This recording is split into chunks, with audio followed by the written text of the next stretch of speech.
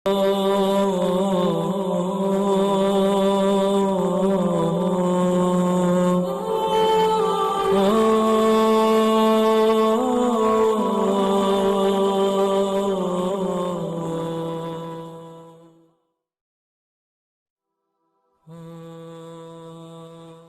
باللہ من الشیطان الرجیم، بسم اللہ الرحمن الرحیم۔ تمام ناظرین اور سامعین کو حسنین خان کا خلوص بھرا سلام۔ میں ہوں حسنین خان اور آپ دیکھ رہے ہیں 14 ستارے یوٹیوب چینل۔ پیارے دوستو، مصور غم علامہ راشد الخیری اپنی کتاب سیدہ کا لال میں آپ کی دریا دلی کا ایک واقعہ درج کرتے ہیں جو کہ عام و خاص کتب میں موجود ہے۔ ہجرت کے بعد مدینہ منورہ میں حضرت علی مشکل کشا جناب سیدہ اور بچوں پر ایک رات فاقہ سے گزری۔ نماز فجر سے فراغت پا کر خدا کا شیر تلاش معاش میں گھر سے روانہ ہوا۔ چاروں طرف نظر دوڑائی مگر کوئی ذریعہ یا جگہ میسر نہ آئی۔ دن کا بڑا حصہ ڈھلنے کو آ گیا۔ اپنا خیال نہ تھا، فکر تھی سیدہ اور بچوں کے فاقے کی۔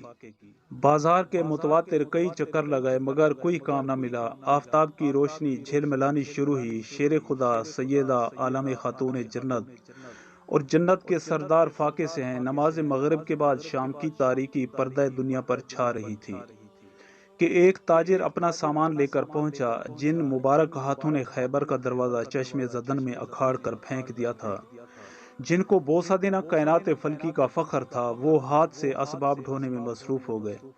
دنیا کی آنکھیں اس سے زیادہ اور کیا دیکھ سکیں گی کہ علی ابن ابی طالب علیہ السلام رسول خدا صلی اللہ علیہ وآلہ وسلم کے داماد، خاتون جنت کے سر کے تاج، حسن و حسین علیہ السلام کا باپ، خدا کا شیر بیوی بچوں کا پیٹ بھرنے کے واسطے ان کندھوں پر جو حسن و حسین علیہ السلام کا جھولا ہے بھاری اسباب ڈھو رہا ہے۔ چہرہ خاک آلودہ ہے، لباس گرد میں اٹ رہا ہے، اور انسانیت کی اس مجسم و مکمل تصویر نے بچوں کا پیٹ بھرنے کی فکر میں جلدی جلدی قدم بڑھائے۔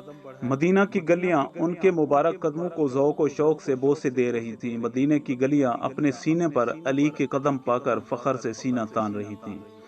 ایسے میں ایک بڑھیا لکڑی ٹیکتی ہوئی سامنے آئی اور آپ کا چہرہ مبارک دیکھ کر کہنے لگی، یا علی، میں اور میرا بوڑھا شوہر 3 وقت کے بھوکے ہیں، خدا کے واسطے ہمارا پیٹ بھر دے۔